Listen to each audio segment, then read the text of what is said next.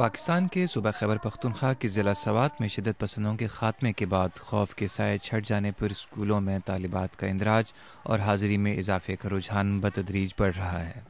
اب نہ تو مسلح شدت پسند طالبات اور ان کی استانیوں کو اسکول جانے سے روکتے ہیں اور نہ ہی لڑکیوں کے تعلیمی ادارے بم دھماکوں کا نشانہ بنتے ہیں۔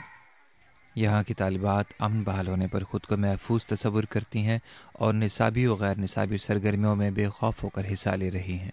اب ماشاءاللہ حالات میں تبدیلی واقع ہو چکی ہے اور ہم اب آزادی سے اسکول آ سکتے ہیں اور وہ طالبانوں کی خطرے وہ سب کچھ ختم ہوئے ہیں اور ہماری کلاس کی لڑکیوں میں اضافہ ہوتی جا رہی ہے اور تمام لڑکیاں تعلیم کی زیور سے آراستہ ہوتے جا رہے ہیں۔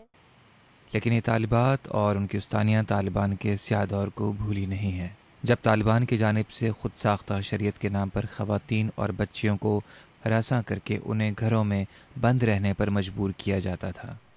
طالبات آج بھی اسکولوں میں منعقد ہونے والی تقریبات میں ٹیبلوز کے ذریعے طالبان کے سیاہ دور کو یاد کرتی ہیں، جب انہیں ناخواندگی کے اندھیرے میں جبراً دھکیلا جا رہا تھا۔ طالبان کا دور بہت زیادہ خراب تھا، ہم پر بہت سی مشکلات واقع ہوئی ہیں۔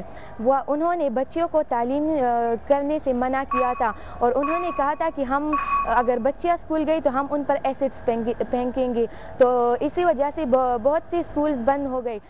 سوات میں لڑکیوں کی تعلیم کے شعبے میں پیش رفت تو ہوئی ہے، مگر اب بھی بہت سا کام ہونا باقی ہے۔ ہم چاہتے ہیں کہ بچیوں کے لیے اسکول بنائے جائے اور اسپیشلی مڈل اسکول اور ہائی اسکول جو ہے ان کو ترجیح دی جائے، اس لیے کہ بچیاں پرائمری سے فارغ ہو کر گھر میں بیٹھ جاتی ہیں اور ان کی ایکسیسیبلٹی اسکول تک نہیں ہوتی۔